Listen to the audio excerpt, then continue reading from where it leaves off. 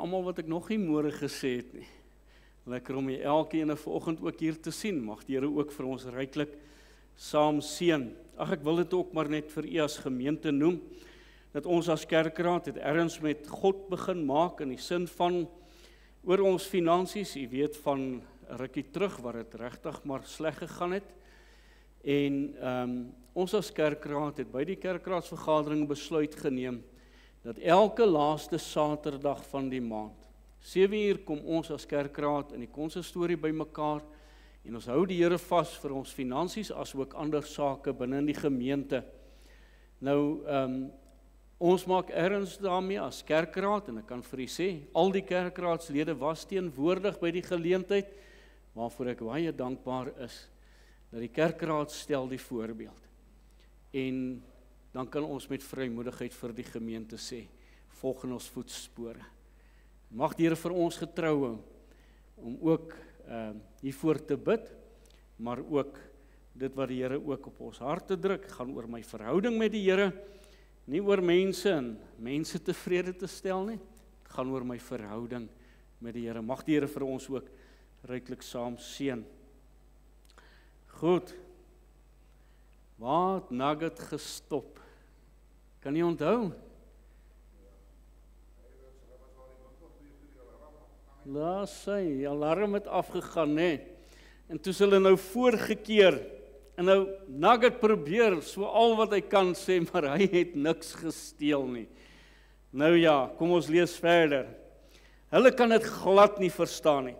Nugget kyk rond en sien al, hoe sit hy in die tronk, en wat sal al die mense dan sê? Weer probeer Nugget, meneer asseblief, jy kan maar kyk, ons het alles betaal. Kwaai, sê die man, kom hier na toe. Toe die sekuriteitsman hom deursoek, haal hy 'n groot pak sjokolade uit sy sak en sê, sien jy het dit gevat en nie daarvoor betaal nie. Nugget is dronk geslaan en sê, meneer, maar regtig nou is ook ou Chopsticks baie benoud en sê, meneer, hierdie man het regtig dit nie gesteel nie. Dis net toe hy so benoud opkyk, dat hy vir Takkie sien wat een kan staan en lag. Chopsticks sê dadelik, sien, daai ou staan en lag, hy is ons vyand. Nugget probeer omkeer, asseblief, Chopsticks hou vol, ek is seker dis hy. Nee man, dit kan nie wees nie. Hy was nie so naby nie. Toe gebeur daar iets wat nie een van die 4 maats kan glo nie. Daar kom 'n ander man aangehardloop. Toe hy by hulle kom, sê die sekuriteitsman wat vir Nugget gevang het, meneer, die bestuurder, hierdie mannetjie het gesteel. Nee, sê die bestuurder, dis nie hy nie, ek sal jou wys wie dit is.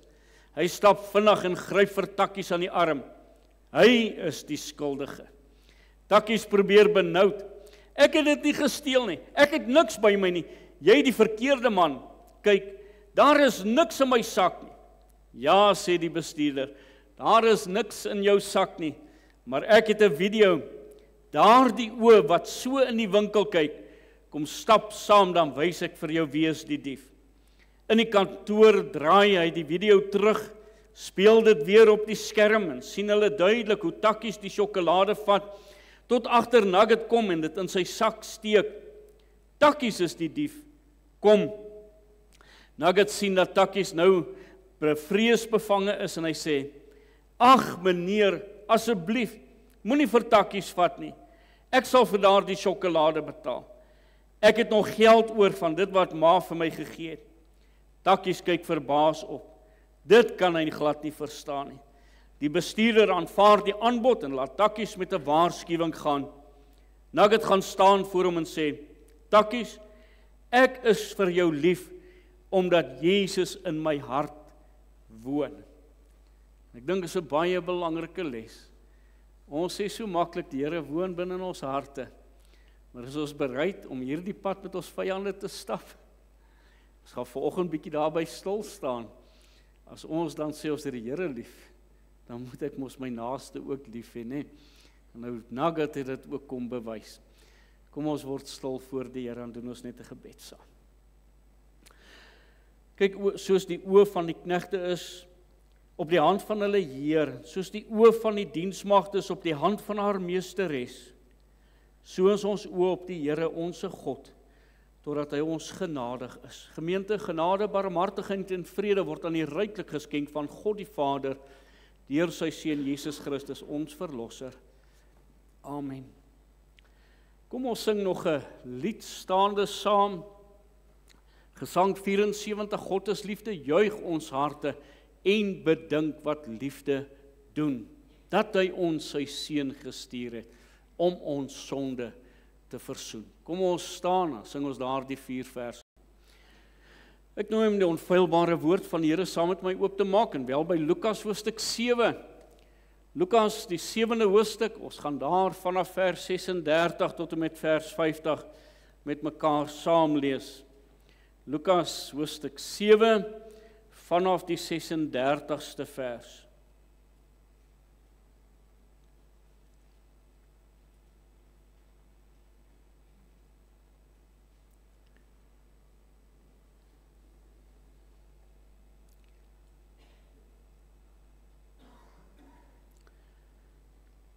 Terwyl ons die woord van die Here so voor ons oop het, kom ons doen net 'n gebed saam. Hemelse Vader, ons eer U vir die wonderlike voorreg dat ons die kosbare woord het. Ons gaan nou in U woord lees, en Here, dis U woord wat met ons hier praat. Gee vir ons geopende ore, ontvanklike harte, ook vir die oordeenking van U woord, dat U dit sal seën en heilig in ons harte. Verheerlik U self in ons midde, wees U kennerlik teenwoordig. En o Here, soos wat ons net nou ook gesing het, toe ons daardie introïdes lied gesing het, dat U woord deurboor en wond, maar dit genees en maak gesond. Mag U woord in ons harte kom deurboor, maar ook dat dit genesing en dan ook daardie vreugdevolle vrug ook in ons harte en in ons lewens sal kom bewerk.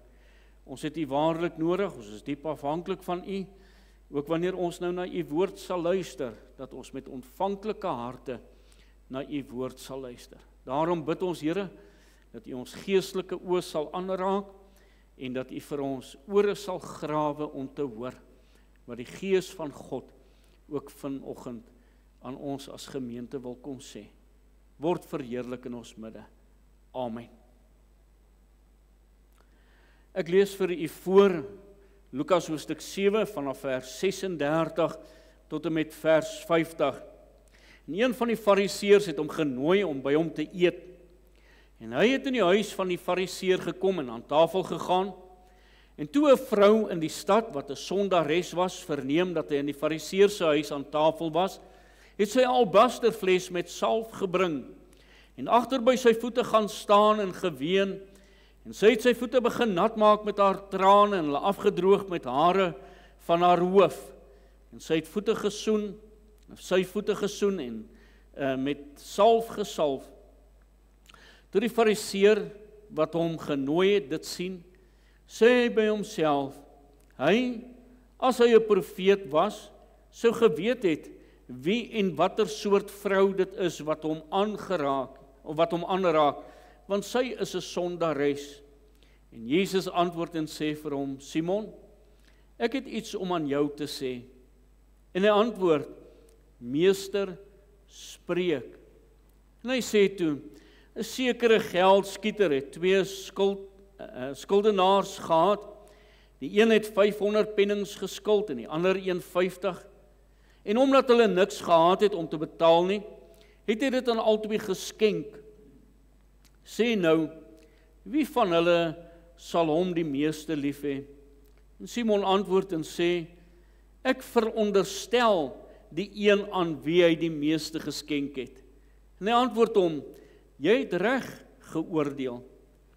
Daarop draai hy om na die vrou en sê vir Simon, sien jy hier die vrou? Ek het in jou huis gekom, water het jy nie vir my voete gegee nie, maar sy het met haar trane my voete nat gemaak en met die hare van haar hoof afgedroog. 'n Soen het jy my nie gegee nie, maar sy het, vandat sy ingekom het, nie opgehou om my voete te soen nie. Met olie het jy my hoof nie gesalf nie, maar sy het my voete met salf gesalf.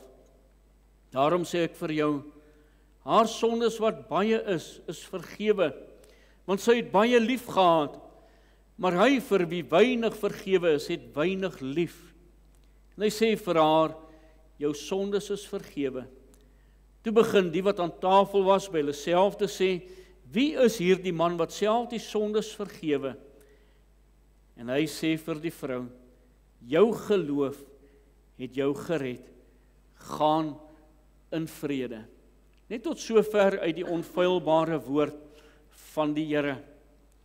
Ons teks van oordenking vind ons in die 47ste vers met hierdie woorde, daarom sê ek vir jou, haar sondes wat baie is vergewe, want sy het baie lief gehad, maar hy vir wie weinig vergewe is, het weinig lief. En ek wil met u praat juis oor die gedagte van liefde en vergifnis, want in dieselfde sin in vers 47 vind ons hierdie twee woorde. En wanneer ons na die Here Jesus Christus kyk en hierdie boodskap wat hy oordra hier, is dit baie duidelik dat liefde en vergifnis hand aan hand loop. Dat hulle saam is, dat die een nie geskei kan word van die ander nie, want dit is juis uit die liefde van God dat ons sy vergifnis ook kon ontvang. En dit wat die Here Jesus Christus aan die kruis bewerk het deur sy liefde vir die mens, dat hy daardie vergifnis ook wil skenk wat in die Here Jesus Christus, in sy kruisdood en sy werk dan ook bewerkstellig is. Daarom dat die Here Jesus Christus ook hier gesê is, dat daar vir groot en vir klein dan ook sondes vergewe kan word. Wanneer hy praat oor die persoon wat baie sondes het en die een wat min sondes het, maak nie saak hoeveel sondes nie. Vir elkeen is daar vergifnis. Maar die optrede van die mens uit die dankbaarheid vir my vergifnis word baie keer vir ons gewys. Hoe groot daardie daad van Christus vir my as mens was. Ons weet hoe groot daardie daad was, dat die Here Jesus Christus met sy bloed die prys moes betaal het om hierdie vergifnis dan ook te bewerk volgens die woord. As ons kyk na dit wat hy ook vir ons sê, dat deur sy bloed daar vir ons vergifnis bewerk is. Dit het sy bloed gekos, sodat daar vergifnis aangebied kan word vir elke sondaar, dan ook vandag. En die Here Jesus kom, en hy sê ook in hierdie geldskieter, van die ene wat 500 pennings geskuld het, en die ene wat 50 pennings geskuld het. Maak nie saak, ons almal is skuldenaars voor God. Ons is almal sondaars voor God. Maar party mense, soos in hierdie geval van hierdie Simon, hierdie fariseer by wie die Here Jesus Christus gekom het homself probeer regverdig, soos wat baie van die fariseërs dit ook gedoen het, soos hy hier dan ook sê, as hy 'n profeet was, sou hy geweet het wie hierdie vrou was. En hy kom en hy maak onderskeid hierso, en hy sê, maar hierdie vrou is 'n groot sondaar, en ek is 'n klein sondaartjie. Die Here kom en hy kom wys vir ons die genade wat aan albei getoon is, in hierdie skuld wat vergewe word, hierdie skuld wat afgeskryf word, en ons skuld word deur die bloed van die Here Jesus Christus afgeskryf, en wanneer ons hom aanneem as verlosser en saligmaker, die bewys van hoe groot God se genade vir u en vir my is. En dit word baie duidelik in hierdie gedeelte dan ook gesê, terwyl liefde en vergifnis inherent verbind word tot, soos wat dit dikwels dan ook gesê het, die twee kante van dieselfde muntstuk. Het sy dit die kop of die stert is, hulle is so aan mekaar verbind, hulle kan nie losgemaak word van mekaar nie. Daarom kan liefde en vergifnis nie van mekaar losgemaak word nie. Want dit is wat die Here Jesus Christus aan die kruis bewerk het. Vergifnis is 'n deurslaggewende daad van liefde wat aan die kruis vir ons bewerk is en ons in staat stel om woede en wrok vry te laat, vrede en genesing in ons harte te mag ervaar. God se vrede, wat alle verstand te bowe gaan. Ware liefde inspireer dikwels vergifnis, aangesien dat die verhouding en die persoon waarmee daar dan ook hierdie seer gemaak is, vrygelaat word. Baie keer is mense slawe van ander, omdat hulle so vasgevang is. Liewe toehoorder, kan ek dit so vir u verduidelik. Daai persoon wat jy in die oggend jou gedagtes mee wakker word, waarmee jy jou gedagtes deur die hele dag loop, daardie gedagtes waarmee jy in die aand gaan slaap van daardie persoon wat jy nie kan vergewe nie.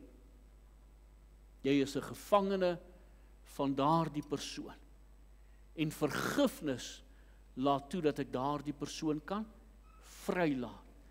En daarmee saam ervaar ek vryheid en vergifnis. Net soos wat ek vergifnis verdien het, so verdien daardie persoon ook vergifnis van my af. En ek wil dit hier aan die begin sê, en ek wil dit baie duidelik stel. Hierdie vergifnis wat ek teenoor 'n ander persoon aanbied, het niks te doen met my redding nie, maar dit het te doen met my verhouding. Hoor mooi wat ek vir u sê. Hierdie vergifnis het niks te doen met my redding nie. Want ek kan nie op grond van dat ek 'n ander persoon vergewe het, gered word nie. Dis slegs deur die bloed van die Here Jesus Christus aan die kruis, waardeur ek redding en vergifnis kan ontvang.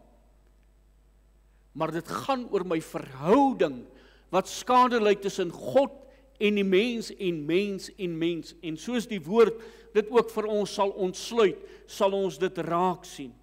God het die eerste stap geneem in hierdie daad van liefde en vergifnis. Toe hy daar in die tuin van Eden gekom het, met die wete dat Adam en Eva het gesondig, het hy nog steeds na hulle toe gegaan, en daar die mens gaan soek in sy toestand waarin hy was. Hy was verlore. Hy was nou dood vir God gewees. Maar deur die genade het God vir hom dan ook kom wys, deur daardie dier wat geslag moes word, want die woord van die Here sê in Hebreërs hoofstuk 9, en sonder bloedvergieting van geen vergifnis plaas nie. God het die liefdesdaad kom bewys, deur daardie dier te slag. Hy het daardie liefdesdaad kom bewys, deur sy seun te slag, sodat daar vergifnis en verlossing vir elke mens in hierdie dier, naamlik deur Jesus Christus, daardie lam wat vir ons geslag is, vergifnis aangebied word. In die Nuwe Testament kom die Here en hy praat baie duidelik daaroor, Matteus 5 vers 23 en 24, as jy dan jou gawe na die altaar bring, en dit jou daar byval dat jou broer iets teen jou het, laat jou gawe daar voor die altaar bly, en gaan versoen jou eers met jou broer, en kom dan en bring jou gawe. Verhoudings wat herstel moet word. 1 Johannes 4 vers 20, en as iemand sê, ek het God lief, en sy broer haat, vra die woord van die Here dan hier, en hy sê vir ons, hy is 'n leienaar, want wie sy broer wat hy gesien het nie lief het nie, hoe kan hy God lief hê wat hy nie gesien het nie? En ek dink is 'n baie belangrike vraag wat ons osself vanoggend as kind van die Here moet afvra. Laasweek het ons gekyk, daar moet vrug in my lewe wees. En ons het baie duidelik gesien hoe hierdie vrug dan ook in ons lewens moet manifesteer. As ons die woord van die Here wat gesê het, ons moet die vrug dra wat by die bekering pas. Dit gaan oor die groei wat daar moet plaasvind, want hy praat van veelvoudige vrug in my lewe. Die natuur as voorbeeld dat daar 'n groeiproses moet wees, naamlik van haarself bring hy die aarde die vrug voort. Eers die halm, dan die aar, dan die volle koring in die aar. So daar's 'n proses van groei. Daardie vrug is om daardie wingerdstok te verheerlik. Die vrug van geregtigheid, waarin ek kan sien dat ek God se karakter kom openbaar, en dan daardie vrug van heiligmaking wat in my geestelike lewe teenwoordig moet wees. En hierso kom ons by die tweede aspek, om werklik te sien, is ek kind van die Here. En die tweede gedagte wat ek by u wil tuis laat, is die gedagte van vergifnis en liefde. Want as ek sê dat ek 'n kind van die Here is, dan moet ek kan vergewe. Dan moet daar die vergifnis wat ek ontvang het ook aan ander bedien word. En hieraan sal ek weet, hoe staan ek in my geestelike lewe teenoor die Here as ek sê dat ek 'n kind van die Here is, dan behoort ek te kan vergewe. Hoekom? Omdat ek die liefde van God in my hart ontvang het. En daardie liefde, soos Paulus sê, dring my. Daardie liefde sal my dring om ander te kan vergewe, want ek het vergifnis van God ontvang. Maar tot die mate wat ek dit ontvang het, tot daardie mate sal ek daardie liefde openbaar teenoor ander. En dis wat die Here Jesus Christus vir ons hier baie duidelik uit sy woord uitkom leer. Die Here Jesus in sy pyn, in sy lyding, daar waar hy gekruisig word en aan die kruis hang, kon hy uitgeroep het, Vader vergeef hulle, want hulle weet nie wat hulle doen nie. So baie mense sit met pyn hier binnekant, en hulle wil nie daardie pyn laat los nie. Hulle hou aan daardie pyn vas. En dit word soos 'n siekte binne in hulle wat groei, en daardie siekte maak my siek van binne af, omdat ek nie by 'n punt van vergifnis kan uitkom nie. So baie mense dra wrokke vandag in hulle harte.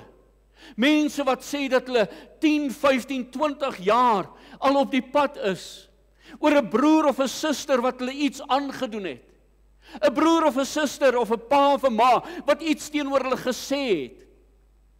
Hulle dra nog steeds daardie wrok binne hulle harte en hulle kan nie laat gaan nie.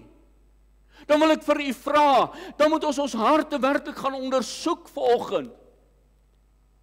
En soos ek my hart maar net die begeerte en die verlange het, dat ons as kinders van die Here nie sal weghardloop van die Here af, en van die woord wat miskien ernstig kom nie.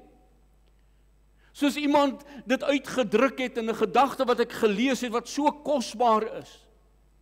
Waar Jeremia moes gegaan het, en hy moes die oordeele van God, van dit wat God oor die volk sou gebring het, moes hy gaan oordra het aan hulle.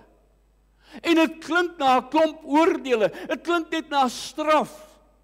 Maar dink net daaraan, as Jeremia geweet het, dat miskien een siel daardeur kon tot bekering gekom het, dan sou hy dit mos uit liefde van sy hart gaan oordra, hierdie oordeel. En liefde, dis die gedagte, broeders, susters, dis die gedagte vanoggend, van my hart na elkeen van ons toe, dat ons nie sal weghardloop van die woord van die Here af nie. Maar as hierdie woord my kan omkeer, my verhouding met God en my verhouding met medemense kan kom herstel, dan kom ek en ek bring hierdie woord na u toe, uit die liefde van my hart. En ek vertrou dat u sal ag gee op die woord van die Here. Nie net u as gehoor hier nie, maar elkeen wat na hierdie woord sal luister, het sy dit oor die telefoon is, het sy dit oor watter medium is. Maar dat ons nie sal weghardloop van God af nie, maar sal toelaat dat in ons harte kan kom werk, sodat die Gees van God in my binneste herstel kan bring. My verhouding met God, my verhouding met my medemens kan kom herstel. Stefanus in sy oomblik van nood, toe hy gestenig word deur daardie mense wat haat in hulle harte brok en dra, het hy nog steeds uitgeroep, vergeef hulle, want hulle weet nie wat hulle doen nie. Hy het nie gewag dat daardie ouens moet reageer op sy vergifnis wat hy uitspreek nie. Hy het nie gewag dat daar eers 'n positiewe draai van hulle kant afkom nie. Hulle het nog steeds daai klippe gevat en hom gestenig. Ten spyte daarvan was sy hart so ingestel oor die liefde van God en die Gees van God wat in sy binneste was.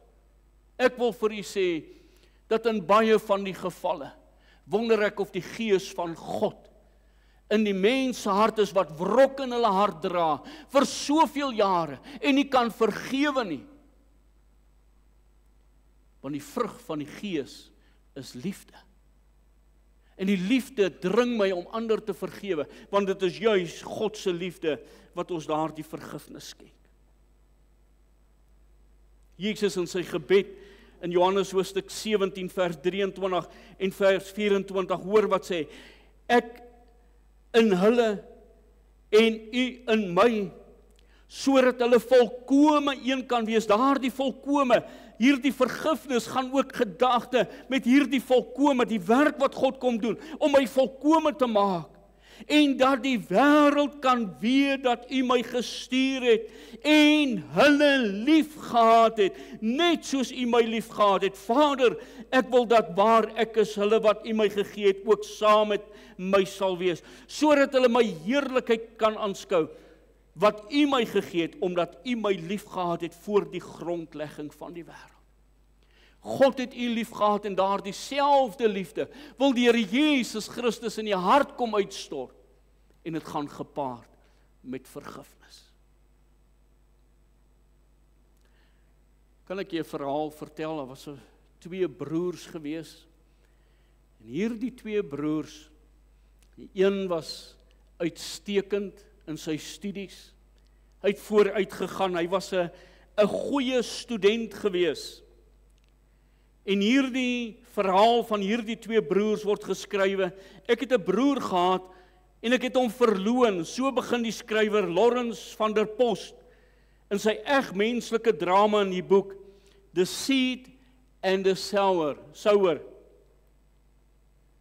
Hierdie een was 'n uitstekende, aantreklike, intelligente, goeie atleet, en hy het uitgeblink in sy studies, 'n leier gewees van formaat, en hy is na 'n privaat hoërskool toe gewees, waar hy dan ook naam gemaak het. Maar sy ou boetie was nie so begaafd gewees soos hy nie, hy het 'n ou boggelruggie gehad, sy ma het sy baadjies so aangepas, dat dit lyk asof daar nie 'n ou boggeltjie is nie.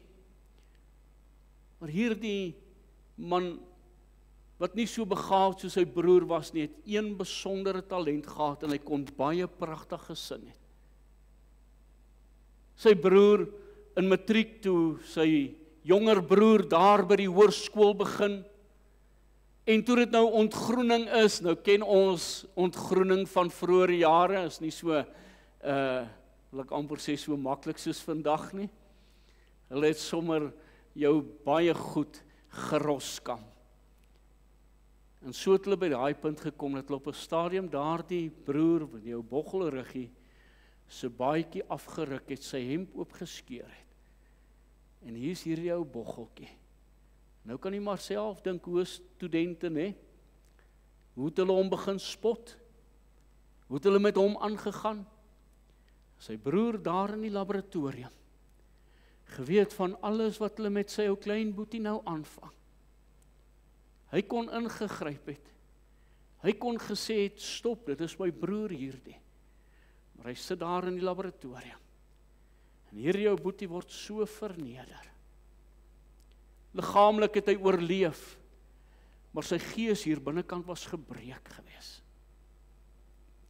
Hierdie ouer broer uit die skool uit, weermag toe, daar in die weermag, in 'n skermutseling, ernstig beseer, en hy lê daar op die bed. En gedurig word hy herinner aan wat hy aan sy broer gedoen het. En die Here sê vir hom, gaan na jou broer toe, gemaak reg. Toe hy kon opstaan het en na sy broer toe gaan, vir hom gesê, maar ek kom vandag, en ek kom met jou tyd spandeer. Net sommer dadelik met die deur in die huis geval, dadelik vir hom gesê, van die onreg wat hy hom aangedoen het, daardie dag toe hy hom gelos het, hom laat verneder het, terwyl hy kon ingegryp het. Daardie 2 broers, in trane, mekaar daar weer ontmoet, en vir die eerste keer daardie seisoen, val die reën op die grond. Die oudste broer het so lank huis toe gegaan, die jonger enetjie het nog iets daar in die tuin gedoen, waar sy broer hom gekry het. En vir die eerste keer na hoeveel jare, toe begin sy broer weer te sing. En En hy sing hierdie bekende lied wat hy toe self geskryf het op daardie stadium.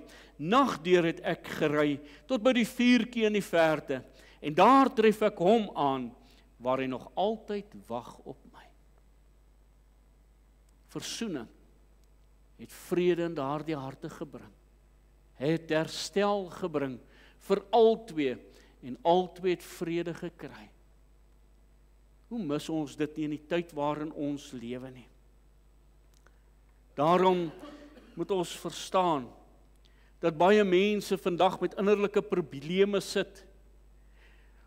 Daardie gevoel binnekant 'n wrok wat hulle meer loop. En dan baie keer die vraag, maar hoe gaan ek voel as ek hierdie dinge los? Want sekere mense het 'n wanbegrip van wat vergifnis is. Wat is vergifnis nie? En as 'n mens daarna gaan kyk, dan sien ons vergifnis is nie 'n emosionele daad nie. Vergifnis, as ek dit nie aanbied nie, is daar selfsugtige doelwitte. Vergifnis spruit uit eie liefde uit baie keer, omdat mense hulle self liefhet. En daarom soek hulle vergifnis van ander af. En dit is so verkeerd. Hulle is so bebep met hulle eie behoeftes. En hulle behoort oor verhoudings besorg te wees, terwyl dit eintlik maar net oor hulle self gaan. Hulle is meer besorg oor hulle eie pyn en lyding, as wat dit oor ander se pyn en lyding gaan. Net soos in hierdie broer se geval. Daardie boetie van hom, daai pyn en lyding wat hom geestelik agteruit gesit het, doen baie mense dit ook. Terwyl min mense werklik stil staan by wat sê God se woord oor vergifnis. En ek wil 'n paar gedagtes, en ek beloof ek sal vinnig wees met hierdie gedagtes, ek gaan nie lank vat nie. Maar ek wil graag hê dat ons daarna moet kyk. In die eerste van hierdie gedagtes, vergifnis is 'n daad van liefde. Vergifnis is 'n daad van liefde. Hoekom? Want die woord van die Here sê in Efesiërs 4 vers 32, maar wees vriendelik en vol ontferming teenoor mekaar. Vergewe mekaar soos God ook in Christus julle vergeef het. Dis daardie vergifnis uit God se liefde wat ons ontvang het. En waarvan die woord van die Here dan ook sê, wat Christus vir ons bewerk het. Daardie liefde aan die kruis wat hom daar vasgehou het, sodat u en ek vergifnis kan ontvang. En Efesiërs 1 vers 7 sê, in hom het ons die verlossing deur sy bloed. Die vergifnis van die misdade na die rykdom van sy genade. Nie wat ons dink ons verdien nie, maar wat God deur Jesus Christus vir ons aan die kruis bewerk het. Daarom dat ons moet besef dat ons 'n misdaad teen God begaan het, en ons word vergewe in deur Jesus Christus, in sy kruiswerk, sy versoeningswerk wat hy aan die kruis gaan bewerk het. Vergifnis stel in staat om verby die negatiewe emosies te kyk, en die positiewe emosie van liefde, deernis en empatie te kweek vir ander mense. Dis 'n keuse. Hoor mooi wat ek sê. Dis 'n keuse wat 'n mens maak om die welstand van ander persone in die verhouding bo ons eie te stel.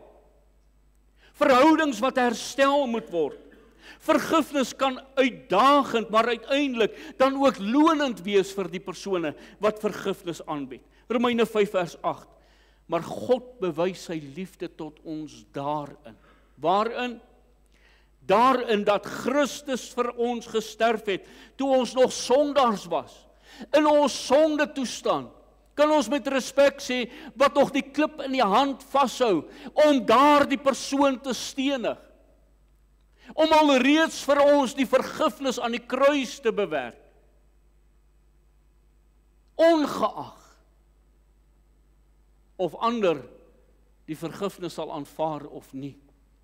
Want ons weet dat baie mense vandag nie die Here Jesus Christus se vergifnis vir hulle self neem nie. Dat hulle nog nie by 'n punt gekom het en Jesus Christus as verlosser en saligmaker aangeneem het, om daardie vergifnis te ontvang nie. En daarom dat die wêreld nog in hierdie toestand is. Maar God het sy liefde vir ons bewys, om vergifnis aan die kruis reeds te bewerk, ongeag of ons met die klip in die hand staan of nie. Verstaan jy die beginsel?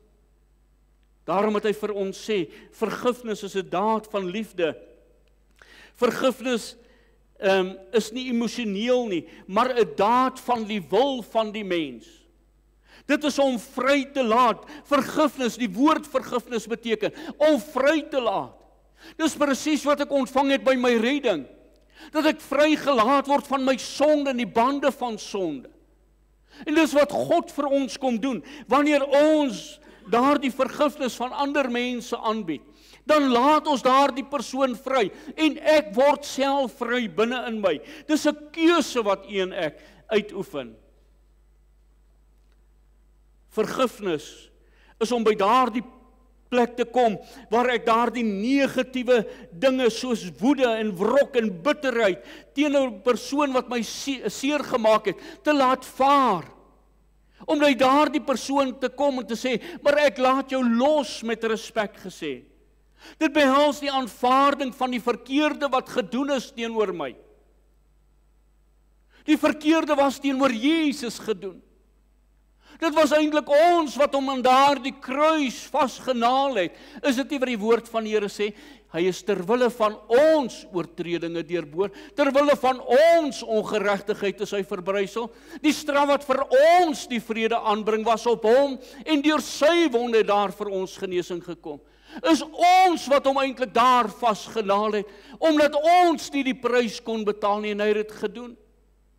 En hy was gewillig om ten spyte daarvan vergifnis aan te bied vir ons as mens. Behoort ons dit nie ook te doen nie? Wat is ons beter as Jesus Christus ons verlosser en saligmaker, om nie ander te kan vergewe nie?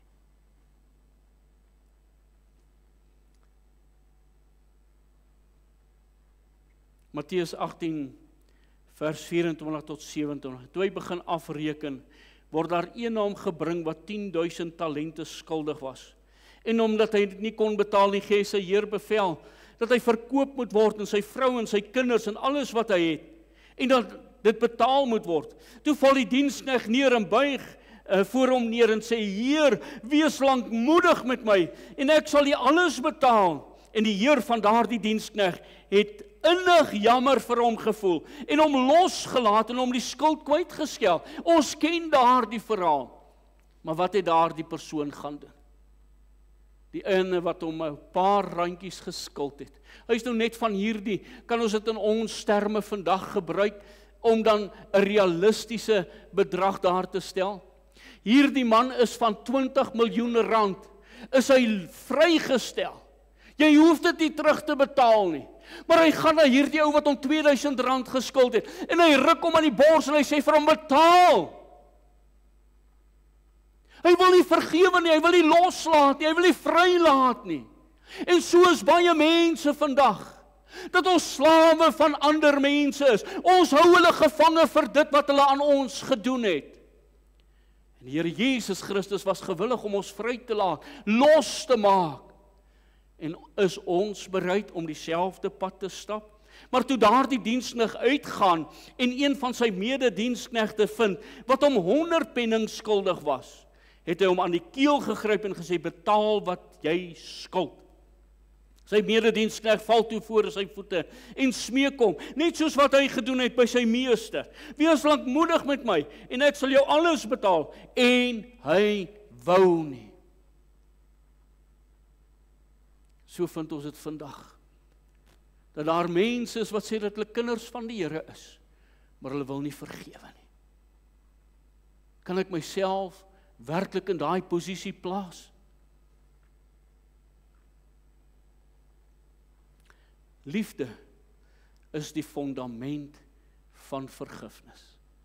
Dit is vir ons gewys in die Here Jesus Christus, sodat elkeen wat in hom glo, nie verlore mag gaan nie, want so lief het God die wêreld gehad, dat hy sy enige gebore seun gegee het, sodat elkeen wat in hom glo, nie verlore mag gaan nie, maar die ewige lewe kan hê, want God het sy seun in die wêreld gestuur, nie om die wêreld te veroordeel nie, maar dat die wêreld deur hom, hoor wat sê die woord van die Here, sodat God het sy seun in die wêreld gestuur om nie die wêreld te veroordeel nie, maar dat die wêreld deur hom gered kan word, vergifnis kan ontvang. Uit wat uit? Uit liefde uit. Uit liefde. Dis die basis van vergifnis. Nou sê die woord van die Here,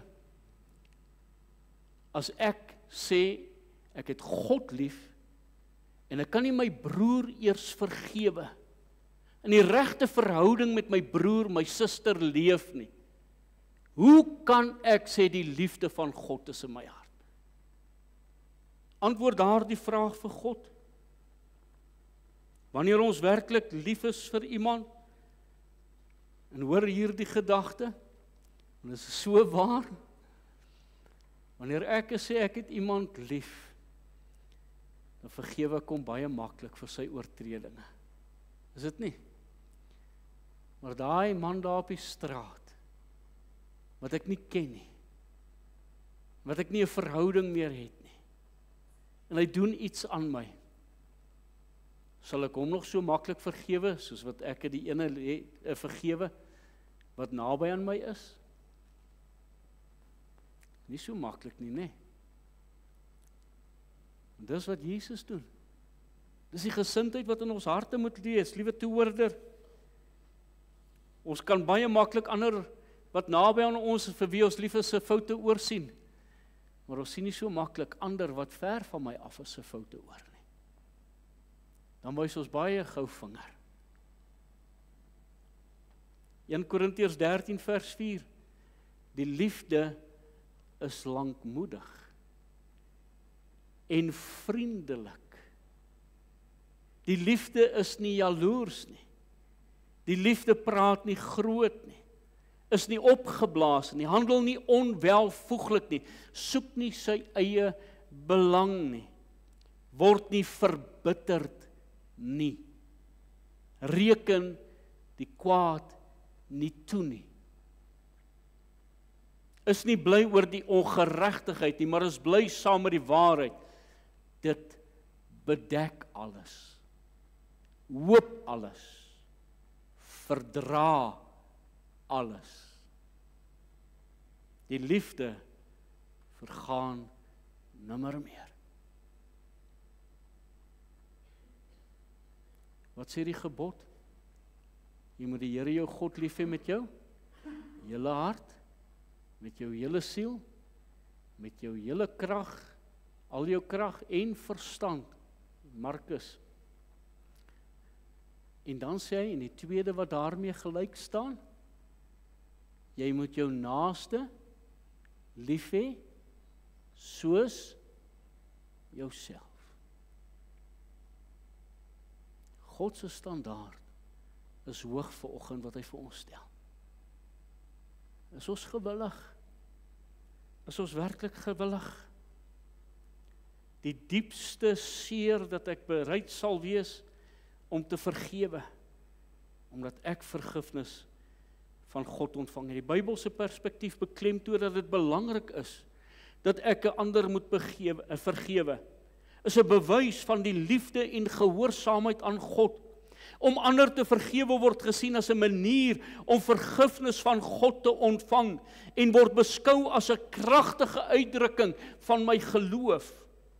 Liefde en vergifnis gaan saam soos 'n perd en 'n wa. Jy kan die twee nie van mekaar skei nie. Die Bybel verbind ook vergifnis met die konsep van om volmaak te wees. Nou sê, wees volmaak soos julle Vader in die hemele volmaak is. 'n baie hoë standaard wat aan ons voorgehou is. As ek nie wil vergewe nie, wat gebeur? En ek beklemtoon dit weer, het gaan nie oor my redding hier nie, maar het gaan oor my verhouding. En in die eerste plek, as ek nie ander wil vergewe nie, dan lei my verhouding met God skade.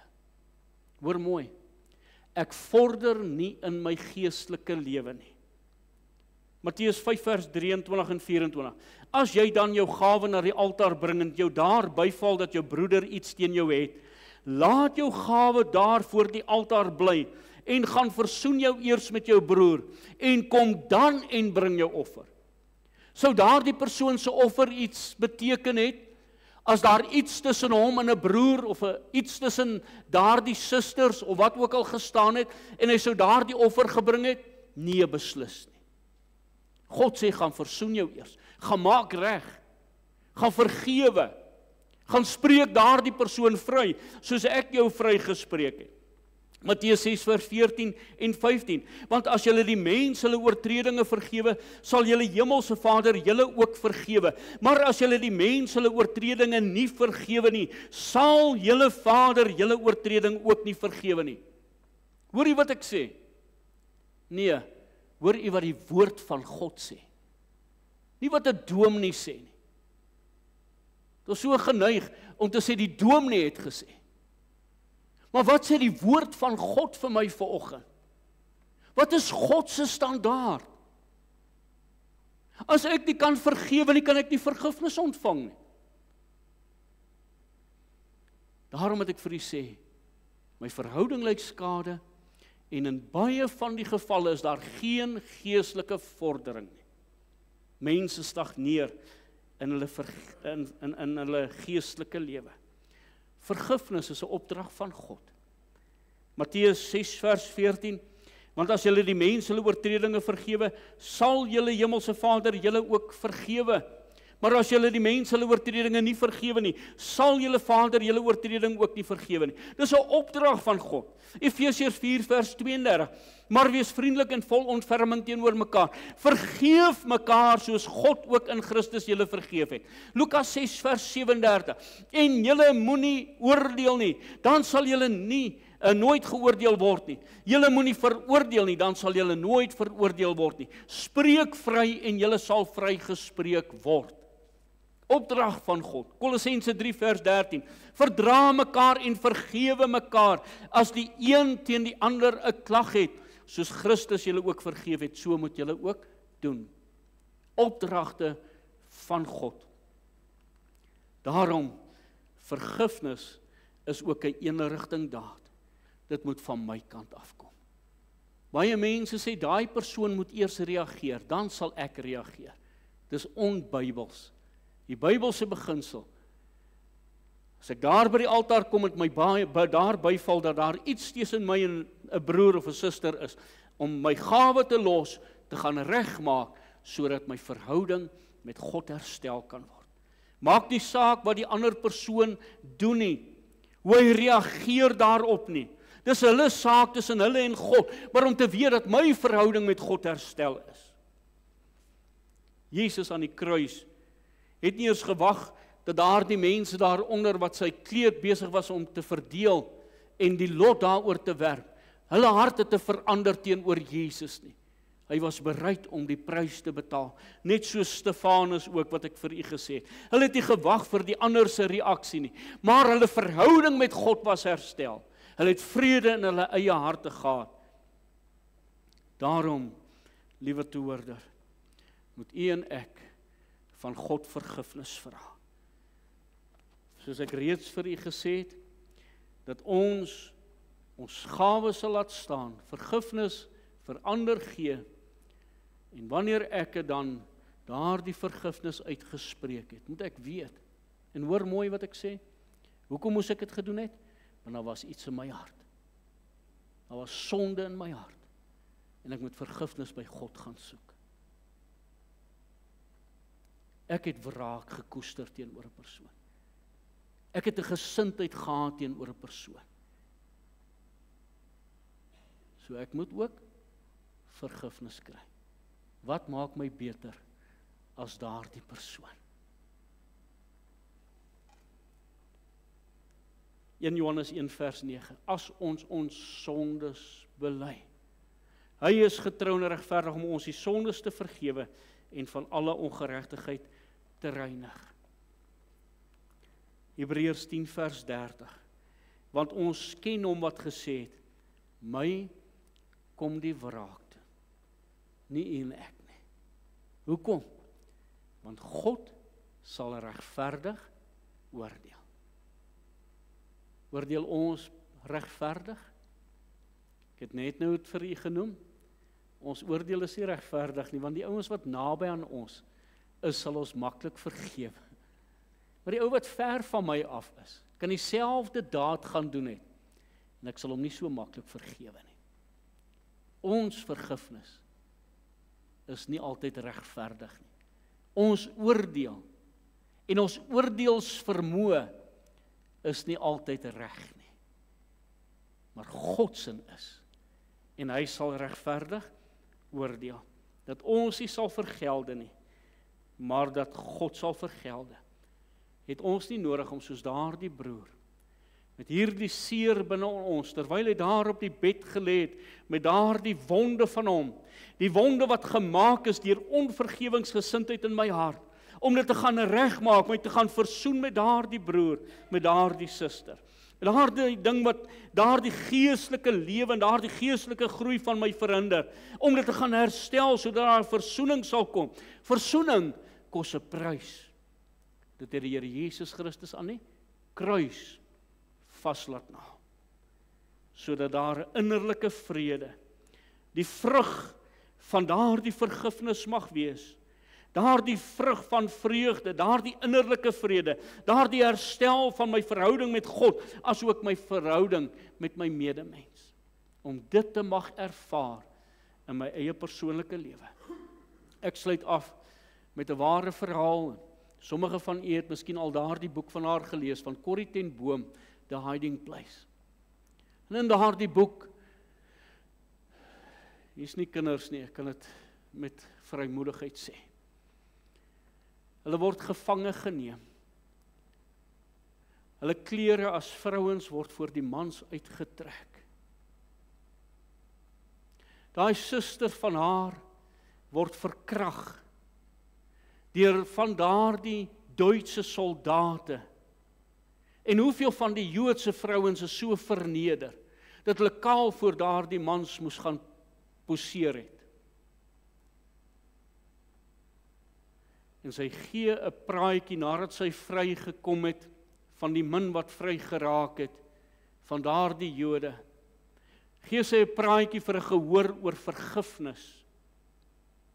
En na sy klaar is, toe kom daardie selfde persoon, wat haar verneder het, wat haar suster verkrag het, en tot die dood van haar ouers, of haar pa en haar suster, dan ook bygestaan het, goedgekeur het al die dinge.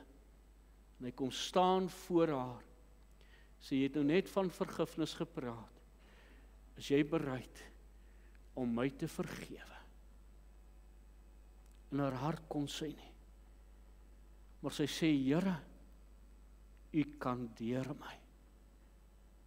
En sy sê, is asof die Here haar hand vat, en daardie man se hand plaas, en sy spreek daardie man vry. Gaan lees daardie boek, as jy hom in die hande kan kry, The Hiding Place, van Corrie ten Boom. Is ek nie gevangene van ander mense? Sê baie maklik, ek is 'n kind van die Here, maar my dade en my woorde kom nie altyd ooreen nie. Mag die mense daar buite weer sien hoe lyk kinders van die Here wat liefde het en kan vergewe. Amen. Kom ons bid saam. Hemelse Vader, dankie vir die kosbare woord. Here, terwyl dit ook 'n ernstige woord is en ons so baie keer onsself in hierdie situasies bevind waar ons moet kan vergewe. Dat ons bereid sal wees om dit te doen. Bereid om die hand uit te steek en sê, broer, suster, ek vergewe jou. Om daardie posisie van vernedering in te neem en die minste te wees. Om eers te gaan regmaak waar nodig. Kom Kom herstel verhoudings, Here. Dankie dat U dit vir ons aangebied het in die Seun Jesus Christus en vir ons kom wys het hoe lyk liefde en vergifnis. Dat ons bereid sal wees om daar dieselfde pad te stap. Amen.